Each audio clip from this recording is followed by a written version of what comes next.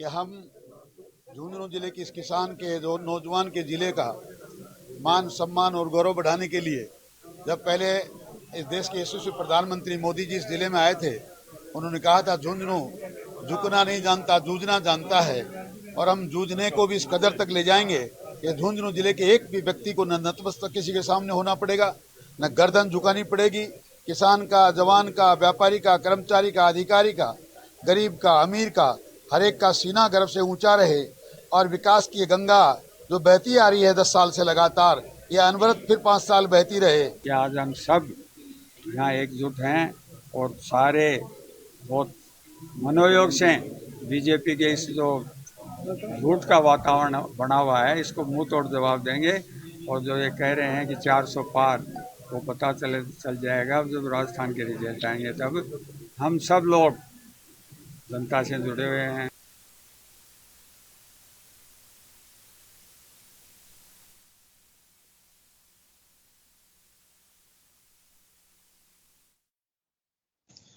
तो चले अब हम आपको ले चलते हैं झुंझुनू, और झुंझुनू वही शेखावाटी, और शेखावाटी में हवेलियों का वहां अपनी एक अलग पहचान है। हवेलियों के बीच वहां की सियासत और रियासत दोनों की भी चर्चाएं होती हैं। लेकिन अब 2024 के चुनाव की बात है, वहां धरातल पे अगर बात करें तो पानी का मुद्दा बड़ा मुद्दा है। और ये कहा जाता है कि कुंभाराम नहर योजना से लेकर के कई सांसद बन गए, नहर नहीं पहुंची। अभी भी पानी का मुद्दा है। लेकिन अब बीजेपी कांग्रेस के पाले में तो ये बॉल फेंक रही है कि पहले कुछ नहीं किया, लेकिन यमुना जल समझौता करके पानी आया हो नहीं आया हो, लेकिन बीजेपी एक नहरी खाका जरूर बता रही है जनता को कि देखिए इस तरह से पानी आएगा, पाइप के जरिए आएगा, और बस अब कुछ ही दूर की बात है, डबल इंजन की सरकार को आप आगे बढ़ाइए। खैर चलिए हम चर्चा शुरू करेंगे। और 8 प्रत्याशी वहां मैदान में हैं। और अगर 2023 के चुनावी समीकरण की अगर हम बात करते हैं तो काफी मजबूत पक्ष कांग्रेस का है। 6 सीट पर कब्जा किया है कांग्रेस ने और 2 सीट पर बीजेपी ने। तो ये वहां का एक मजबूत आधार कहा जा सकता है। हमारे साथ इस पूरे मुद्दे पर चर्चा करने के लिए यशवर्धन सिंह जी कांग्रेस से हैं और कृष्ण कुमार जानू जी हमारे साथ भाजपा से हैं। तो चलिए हम चर्चा शुरू करेंगे। यशवर्धन जी, आपके पास में आना चाहूंगा। अगर झुंझुनू की बात करें तो आपके पास में खोने को कुछ नहीं अभी, लेकिन पाने के लिए आप लोग लालायित हैं। ओला साहब को उतारे हैं। ओला परिवार का लंबा दखल रहा है। खुद ब्रजेंद्र ओला सांसद रह चुके हैं और इससे पहले 5 बार उनके पिताजी भी सांसद रह चुके हैं, केंद्र में मंत्री रहे हैं। ओला जी का अपना कद रहा है। शेखावाटी की सियासत में उनका बड़ा दखल भी रहा है। लेकिन अभी क्या लगता है आपको, क्योंकि मोदी जी का नारा है अब की बार 400 पार, तो यहां टिक पाएगा कांग्रेस का स्टैंड? जी यशवर्धन जी, आपसे सवाल है सर मेरा। यशवर्धन जी, आपको आवाज आई नहीं आई मेरी? मेरा सवाल यह है कि रोचक मुकाबला है, 19 तारीख को मतदान होने वाला है। शीशराम ओला जी की लंबी यहाँ पे उन्होंने सांसद के रूप में अपनी लंबी पारी खेली है। उनके पुत्र को आपने टिकट दिया है, खुद भी सांसद रह चुके हैं। तो क्या लगता है आपको कि यह पारी वो खेल पाएंगे? क्योंकि मोदी चेहरा है और नारा 400 पार का है, तो कांग्रेस इस लड़ाई में कहां देखती है आपको, अपने आप को? 8 में से 6 विधानसभा में कांग्रेस के विधायक हैं इस पर, और हम बहुत मजबूत स्थिति में हैं। जिले के 2 बहुत बड़े मुद्दे हैं, एक यमुना नहर का जिसका आपने जिक्र किया, और दूसरा है अग्निवीर का। अभी आधे घंटे पहले ही मैंने यमुना नहर पर मैंने अभी प्रेस कॉन्फ्रेंस की है। ये 17 फरवरी को इन लोगों ने एक एमओयू किया था, मैं आपकी डिबेट में भी आया था उसमें। 17 फरवरी से लेकर आज 15 अप्रैल हो गई, इन लोगों ने ये एमओयू सार्वजनिक नहीं किया। अब ये सूत्रों से मुझे एमओयू मिला और इसको पढ़ने के बाद वो चीज स्पष्ट हो गई कि राजस्थान के हित पूरी तरह हरियाणा के हाथों में आत्मसमर्पण कर दिया गया है। इस एमओयू में इन लोगों ने 2 महीने तक छुपाया इस एमओयू को। इस एमओयू के अनुसार हरियाणा को पहले 24,000 क्यूसेक पानी दिया जाएगा और अगर पानी बचा तो राजस्थान को मिलेगा। जबकि 1994 के मूल समझौते में ऐसा था नहीं। मूल समझौते में था प्रो राटा बेसिस पर पानी दिया जाएगा। प्रो राटा का मतलब है आनुपातिक रूप से, अगर पानी कम आया तो 5 स्टेट्स को पानी कम दिया जाएगा, पानी ज्यादा आया तो पांचों स्टेट्स को उसी अनुपात में पानी दिया जाएगा। लेकिन इन्होंने इस समझौते में हरियाणा को पूरी तरह पानी का मालिक बना दिया। अब ये चीज ये लोग छुपा रहे थे 19 अप्रैल तक, किसी भी तरीके से 19 अप्रैल निकल जाए, वोटिंग हो जाए, ताकि जनता को पता नहीं लगे कि हमने समझौता किया क्या है। तो इस विषय पे मैंने अभी थोड़ी देर पहले प्रेस कॉन्फ्रेंस की है, कल के सारे अखबारों में आ जाएगी। दूसरा बड़ा मुद्दा है अग्निवीर का। हमारे यहाँ पूरे भारत में सबसे ज्यादा फौजी देने वाला जिला है झुंझुनू, और यहाँ पे ये स्थिति हो गई है कि गांवों में, यानी भाजपा के जो कैंडिडेट हैं और कार्यकर्ता हैं वो प्रचार नहीं कर पा रहे बहुत सारे गांवों में। उसका बड़ा कारण हो गया कि हमारे युवा इतने ज्यादा खिलाफ हो चुके हैं कि संविदा पर आप फौज की भर्ती कर रहे हो 4 साल के लिए, उसमें से आप 75% को 4 साल बाद निकाल दोगे, केवल 25% को रखोगे, तो 4 साल की नौकरी का भारी विरोध है। और ये दोनों मुद्दे धरातल पर है। हमारे बहुत सारे गांवों ने, गिरिराज जी, हमारे बहुत सारे गांवों ने चुनाव का बहिष्कार कर दिया है यमुना जल समझौते के मुद्दे पर।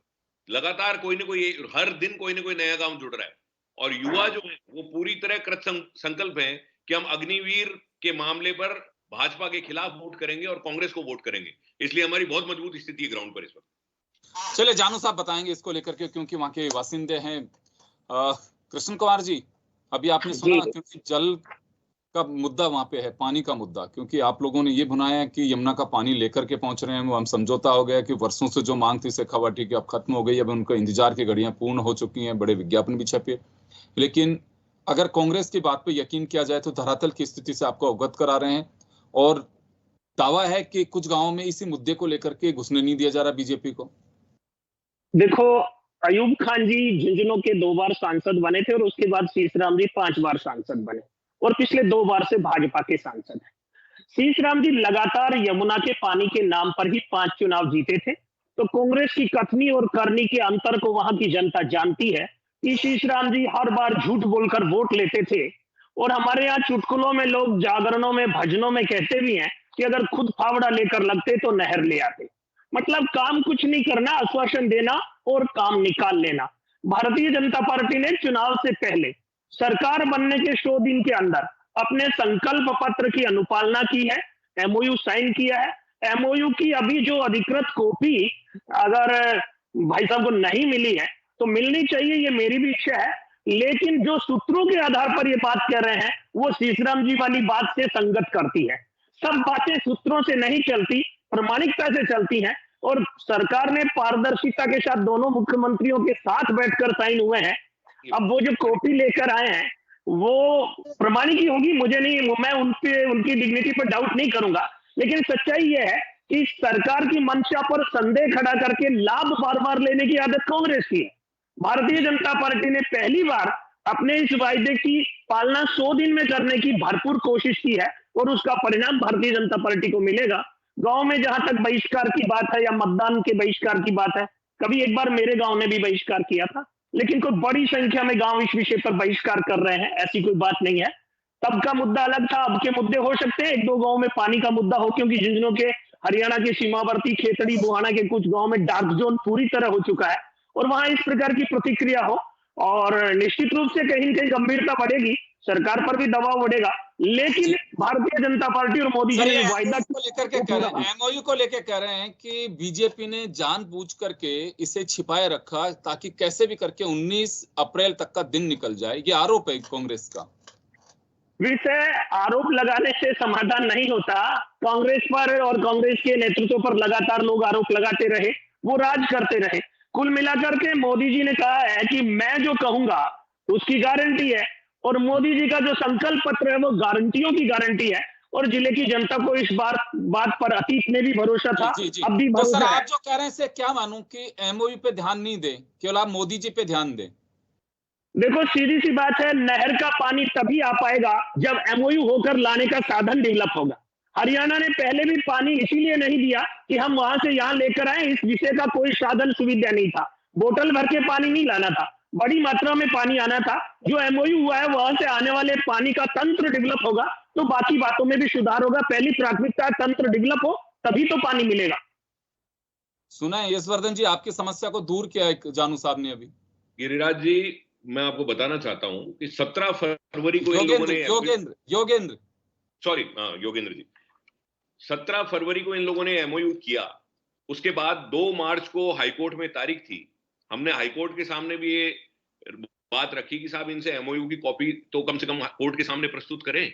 2 मार्च को नहीं की, 2 अप्रैल को नहीं की।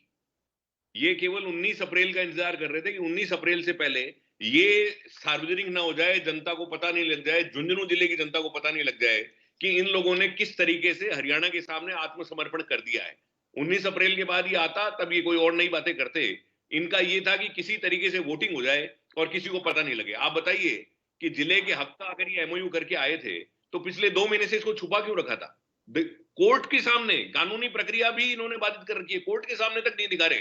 आम जनता को तो दिखाने का सवाल ही नहीं है, कोर्ट के सामने तक इन लोगों ने इस चीज को छुपाए रखा। तो मेरा स्पष्ट आरोप है कि इन लोगों ने राज्य के हितों को पूरी तरह हरियाणा के हिस्से रख दिया, हरियाणा के सामने आत्मसमर्पण कर दिया, इसलिए इन लोगों ने एमओयू को छुपाया।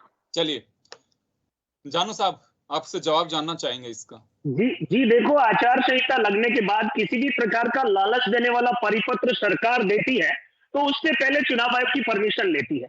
निश्चित रूप से आचार संहिता की बाधा रही होगी कि ये परिपत्र सामने नहीं आया। अब तो 19 तारीख में 4 दिन बचे हैं, बाद में सामने आ जाएगा, क्या फर्क पड़ने वाला है? कोर्ट की प्रक्रिया में तो आचार संहिता लगती नहीं है। 2 मार्च को दे देते, 2 अप्रैल को दे देते, और 17 फरवरी को अगर आपने किया, 18, 19, 20, 21, 22 कभी भी दे सकते थे। कोर्ट में जिस विषय का चर्चा चल रहा था और ये जो एमओयू था ये कोर्ट के मुकदमे के बाद का है, कोर्ट जरूरी समझता तो सरकार सबमिट करती। आपने जरूर कोर्ट से आग्रह किया था, लेकिन कोर्ट ने सरकार से ऐसा कोई आग्रह नहीं किया। ऐसा कुछ नहीं, आपको रेगुलर स्टेटस रिपोर्ट देने का कोर्ट का आदेश है कि आप लगातार स्टेटस रिपोर्ट देंगे इस विषय पर। चलिए, मैं चलते चलते आप लोगों से अपना अपना दावा समझना चाहूंगा कि समय कम है। मैं 20 सेकंड में चाहूंगा सर यशवर्धन जी आपसे। यूं तो अगर देखें तो इस चुनाव में कांग्रेस के पास में खोने को कुछ नहीं है, लेकिन अगर कुछ सीटें निकालती हैं तो उसका बहुत बड़ा, ये कहूं कि एक अचीवमेंट होगा जिसके लिए कोशिश की जा रही है। और हर जगह अपने एक अलग मुद्दा है। शेखावाटी में पानी का मुद्दा है, बड़ा मुद्दा है, क्षेत्रीय मुद्दों से भी बड़ा मुद्दा है, और इस पे चुनाव लड़ा जा रहा है। इसी वजह से दोनों हमारे बीच बैठे हमारे अतिथियों ने इसी मुद्दे पर फोकस किया, अग्निवीर पे फोकस किया। तो वास्तव में मैं जानना चाहूंगा इस चुनाव में कांग्रेस कहां खड़ी देखती है अपने आप को, और क्या आपका दावा है? पूरे भारत में योगेंद्र जी स्थिति पलट चुकी है, और आप शेखावाटी की तीनों सीटें, सीकर, चूरू, झुंझुनू, ये तो कांग्रेस जीत ही रही है। भारतीय जनता पार्टी की स्थिति ऐसी है कि बाड़मेर में इनकी जमानत जब्त हो रही है। जी, आप तो सेकंड फेज पे चले गए, 19 से छलांग लगा करके। मैं फर्स्ट सेकंड सारे फेजेस की बता रहा हूं कि हम इनसे ज्यादा सीटें जीत रहे हैं। चले जानू साहब, आपके पास में आना चाहूंगा, मैं आपका दावा लेना चाहूंगा।